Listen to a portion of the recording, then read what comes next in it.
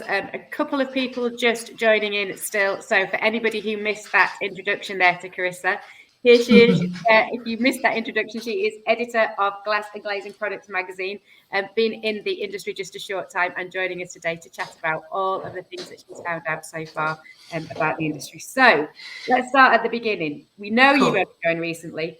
What are your initial thoughts and learnings about the sector so far? Well, I just want to say thank you to everybody who I've met so far. It's been a very welcoming sector. That is my overwhelming kind of impression. It's just that everyone has been so kind and so welcoming to me, tolerating my very silly questions, including yourself, Nicola. So yeah, it's just been a very welcoming sector. I mean, it seems to me that though, of course, there have been lots of challenges within the industry and within the sector, including with supply and staffing, all of the stuff that some of your speakers have spoken about already today. Despite that, it's an industry that seems to be really thriving or has thrived despite difficult circumstances. So those are kind of my learnings and takeaways so far. But basically, thanks for welcoming me, everybody. And it is a great time to be learning because there's just so much going on, so many challenges coming out of the back of the pandemic. We know there are supply issues. So if there was any time when you were going to learn, it would be now, right? Yeah, good point. True. And it is a really welcoming industry. That's the one thing that I found, the last few years working with the Fit Show, and people are very honest, and that brutal honesty is really helpful when you're new into an industry because it helps you learn more quickly. That's true. But what's most surprised you about the industry since you joined?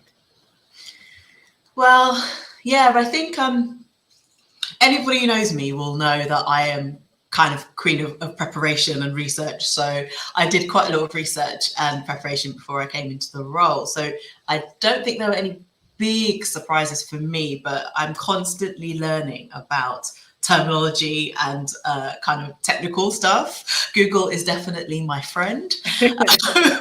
So I'm learning about lots of things like that, and as well as historical trends, like why certain products have changed in price over time. Oh, sorry about that. Live, everybody, in case you didn't think.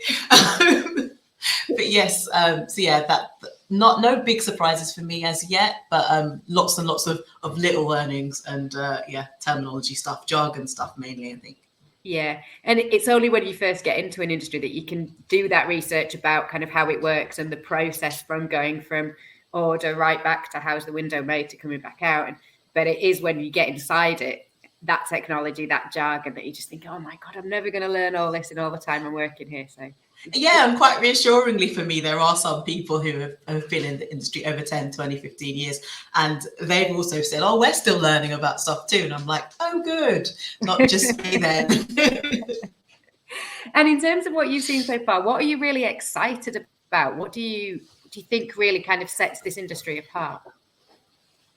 Good question. I think for me, I'm looking forward to seeing more and more innovation, and I'm loving seeing what companies are doing, how they've innovated, how products and solutions have been created, like new solutions to old problems. That kind of thing excites me in terms of the sector. How have businesses innovated to ensure that a product can be built faster, for example, which would help the installers and making their lives easier. And as you know, here at GGP, Glass and Glazing Products magazine, we're massive champions of installers. As you will all know, we've got our installer awards coming up next March. So do check that out. Visit our website, which is ggpinstalleраwards.com, and make sure you get your entries in, because we want to champion all of the amazing installations that have been going on despite this challenging time. So tell us about your innovations. We want to hear about how your business has weathered this storm and is probably still weathering this storm. And despite that, some great innovations are being brought out. So I'm really excited by that. I'm also excited about visiting factories and businesses and literally meeting people in person. Thank God that's back on the calendar now. So going to events like we've got the Glazing Summit coming up next month, and I've also got, of course, Fit Show, which I'm very much looking forward to going to my first one. Be kind to me, everybody. So yeah, meeting people in person, and I'm also looking forward to companies in this sector embracing greater levels of diversity. There are some fantastic women that I've already met in this field, and I'm just looking forward to kind of seeing more of that in the future. Yeah, I hope that's answered your question. Absolutely. And I think, one of the first points you made was around innovation, and it could be an industry where we just think, well, windows are windows are windows. And do we really need to innovate? Do we really? But there's such desire and such passion for better quality, better for the homeowner, solving problems, as you say, quicker for installers, saving money, saving time, driving efficiency. So it is brilliant to see that in this industry, in an industry that could kind of be a little bit like, well, we do windows, and is there a need for that? It's real problem solving innovation that we're seeing, which is exciting. Absolutely. And I think even during the lockdowns, people have had time to think, to go back to the drawing board and find, okay, how can we do this better? And I think that's kind of coming out, and we're going to see more and more of those stories, I think. So that's exciting. And that's the thing we've touched on. You came into the industry at what is a really difficult time for many industries. The fenestration industry isn't alone in having had a difficult and challenging 18 months. But what are you really hearing from organisations now that you're speaking to about the opportunities, not so much the negatives, because we all know those, but the real opportunities? You talked a little bit about diversity, about talent, about innovation. So what are some of the companies working in the sector telling you at the moment about what the next 18 months or so holds? Good one. What am I hearing? I'm hearing that with the increase in demand that's happened over the lockdowns, there's the potential for greater business growth, really. Of course, there are lots of people that are too busy to kind of see the wood for the trees at the moment. Yeah. But at the same time, that is a massive opportunity.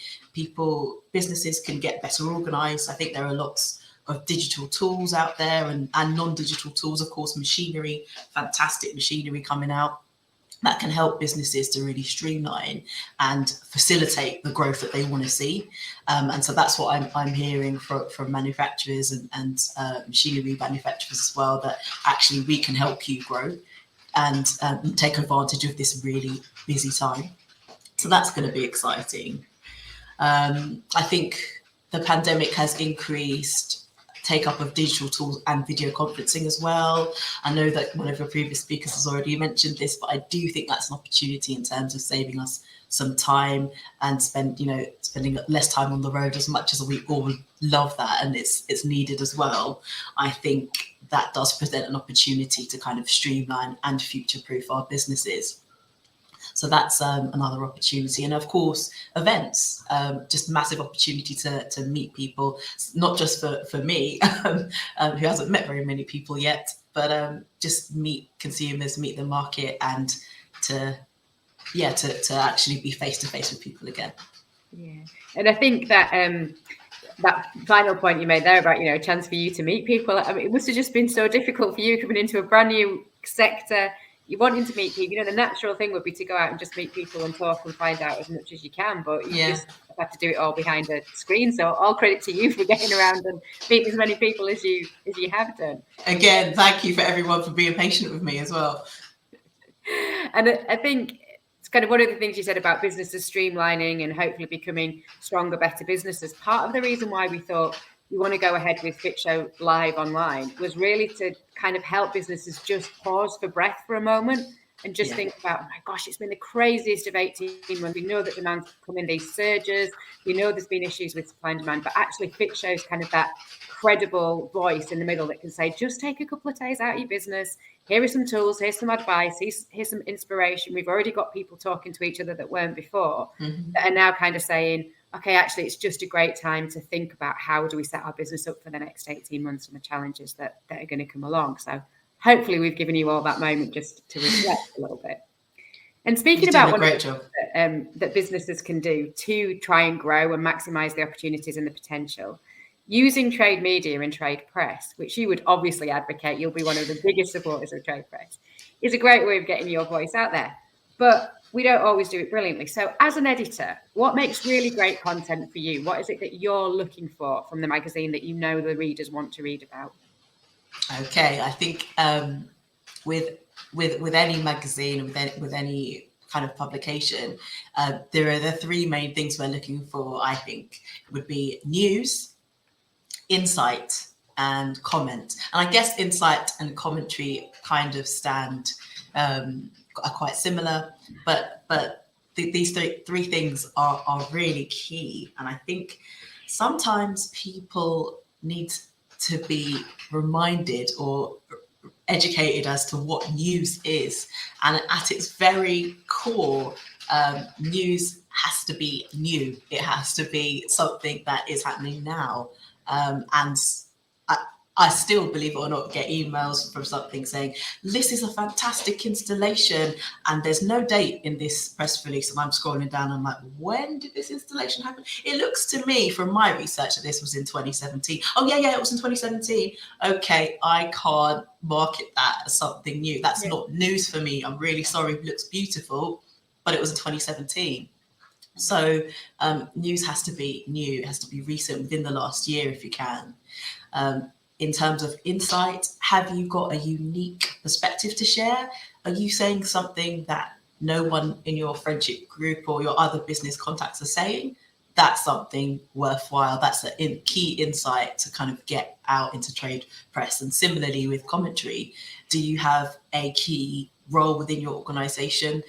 Is there something that's happening in your business that you want to comment about that no one else is really saying, that you've not heard about? Get in touch with us and tell us about that. So those are the three things, I think: news, insight, and commentary.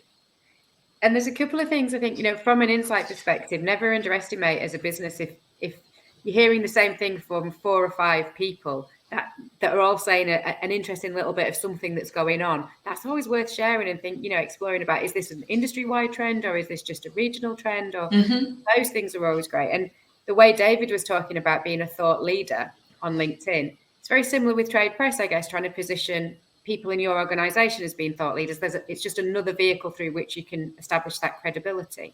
Absolutely, completely agree. And even if different people within the business are saying similar things, that in itself is a story potentially, as you're saying, in terms of local trends and business trends. So get in touch, basically. And that's the thing, you say get in touch, and I think a lot of businesses might be sitting there thinking, I really want to, I think I've got something to say, but what if, your magazine isn't the Sun and isn't trying to trip anybody up or cause anybody any issues? So there's always that fear of like, oh my God, journalists are going to repeat what I've said and am I going to look stupid? So how would an organisation go about getting in touch with you, driving some coverage, and how do they work with you most collaboratively? Very good question. And I think collaboration really is the key, especially when it comes to communicating. We don't want, as trade press, we don't want to publish anything inaccurate either. We don't want to make you look silly. We're not out there to trip you up, as you said.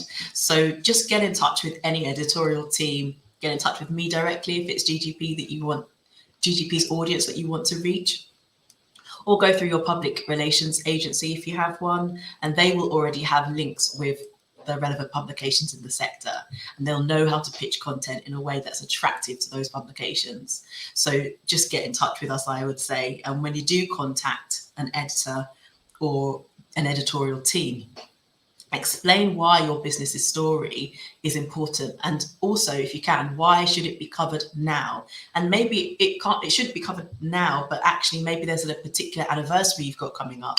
Maybe there's something coming up in the pipeline. It's always good to be prepared, especially for someone like me who likes to plan a few 3 or 4 months to 5 months in advance. So it's actually great to just let me know what's coming up for you. Even if you've not got something to say right now, contact us.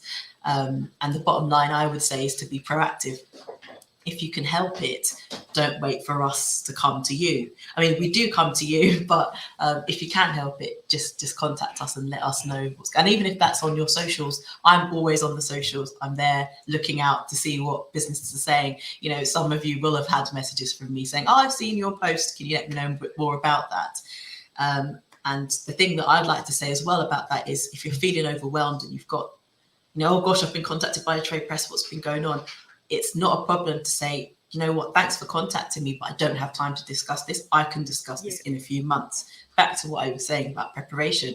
I'm more than happy with that response because I can diarise to come back to you at another time. So communication is key. It's a win for me if you want to have a rescheduled conversation. So as with most things in life, communication is key.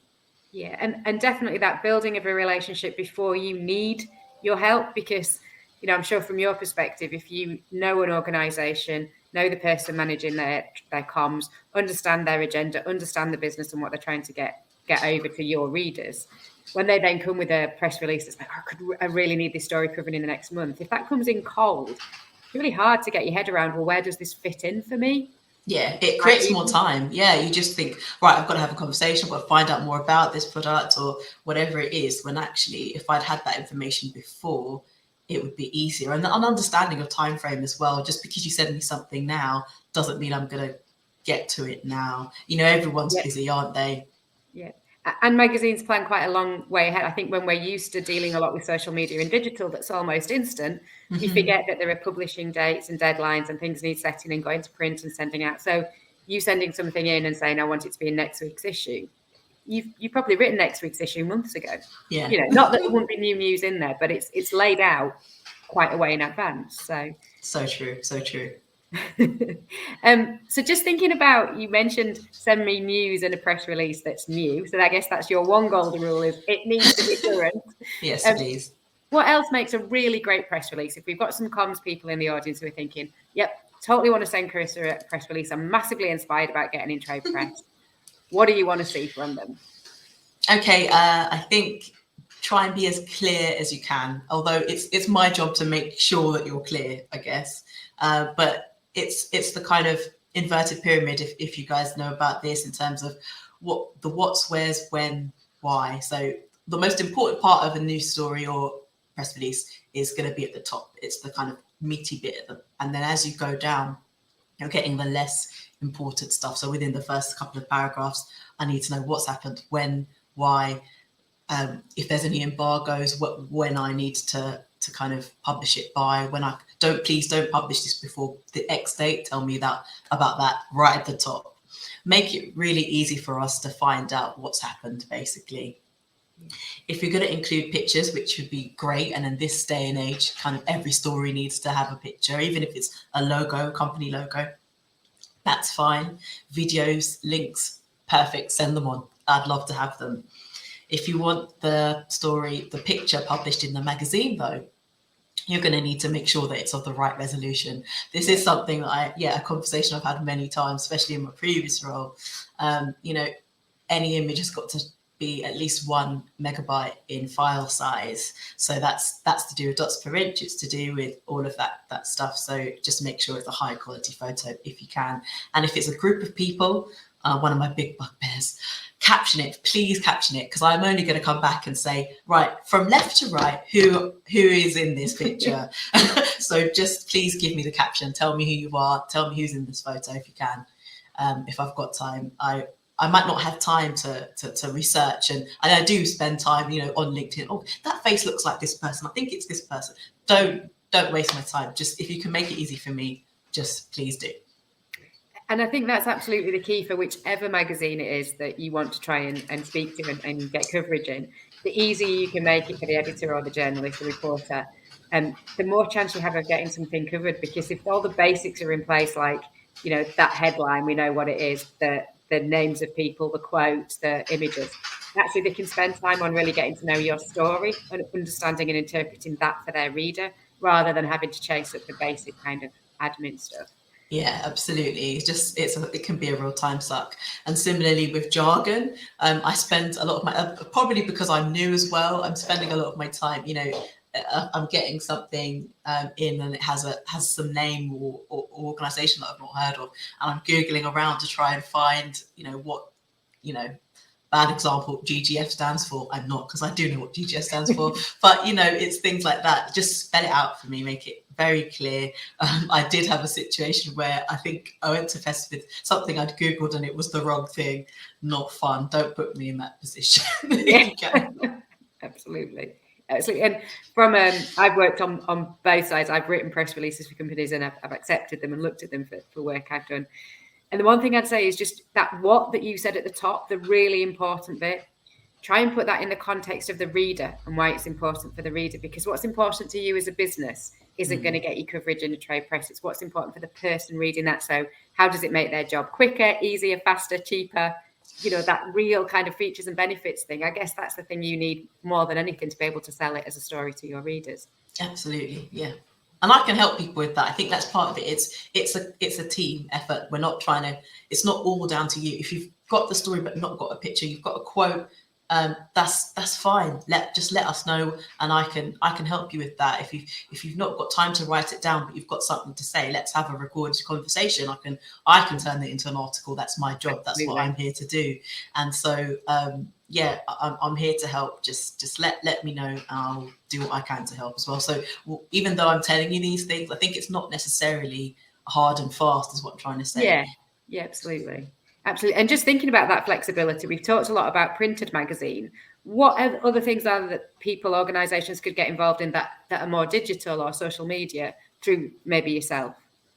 Well, we have GGP magazine has a thing called a new website that we launched called a Launchpad. So if you've got a new product launch coming up, we can help kind of boost that with our GGP Launchpad website, which is all about promoting a specific product, so we can help with that. Similarly, we can retweet or repost on LinkedIn any stories that you share. Just remind us about it, let me know. I mean, our time is limited. I can't promise everything to everybody, but in terms of writing content specifically for the website, I'm not even sure you need to necessarily do that, because that's what I'm here for. I can make sure that your copy has all the right keywords and kind of make it digital ready, if you like. So I'm not sure how comprehensive an answer to your question that is, to be honest, but I think that's where I'm at with that. And sometimes if you need to turn a story around quickly, there may be more opportunity for it to go on a website digitally than it will do in a printed magazine. So it's kind of just think about what you're trying to convey and when you want to convey it and what might be the right channel to put it through. So conscious of we were late anyway, and I have still sorry about that. I'm afraid. But we've got Elton coming on at 1:15, so we should still get that full half hour with you. Sure. But in terms of kind of what you're looking forward to, what are the things that you're sort of looking ahead to the next 18 months and thinking, actually this is what I really want to attack now that you can get out and see people and do things. So what really are you excited about doing in the next couple of years? I think, that's just what you said in terms of getting out and meeting people in the short term. And in the longer term, I think more finding out about the stories, people's stories, if you like. I want to know more about how business leaders got to where they are today. I want to encourage stories from a broad range of people, basically. I want to support greater diversity within this industry and within this magazine. I want to be out there. I'd be quite happy to take more interviews in the same way that we're doing here. And I want to just hear your stories and visit businesses and really be at the heart of this industry. I think somebody I spoke to, Nikki West, Fit Show director, was saying to me a few weeks ago, you can't really get to know the industry until you actually meet people and immerse yourself, was her phrase, into the industry. And I think that's what I'm looking forward to doing, making sure that I am there listening to you. I'm not normally a front of camera person. I like to be behind the camera, asking the questions and hopefully really learning and listening from people. So that's me. And so I'll see you at Glazing Summit, see you at Fit Show and beyond, and hopefully at your business. I'll probably take the train to meet you there though.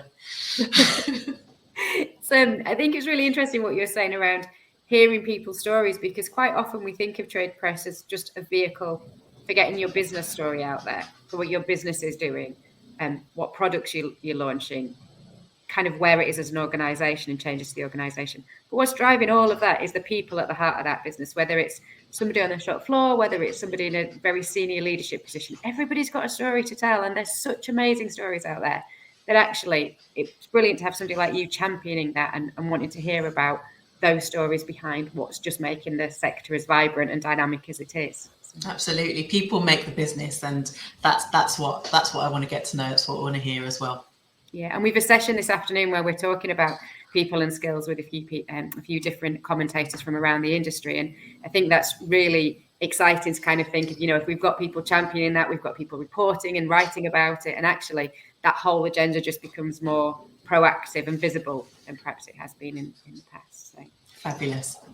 Brilliant. Well, thank you so much for coming on. No problem. Talking to you. And I know we've got some fantastic insights in there. I can see from the chats that people are kind of hopefully going away inspired, thinking, right, I'm going to go write a press release this afternoon. So hopefully your inbox is inundated later on today with lots of guys for the magazine. But we really, really appreciate your time. And if people wanted to get hold of you, Charissa, what's the best way for them to do that?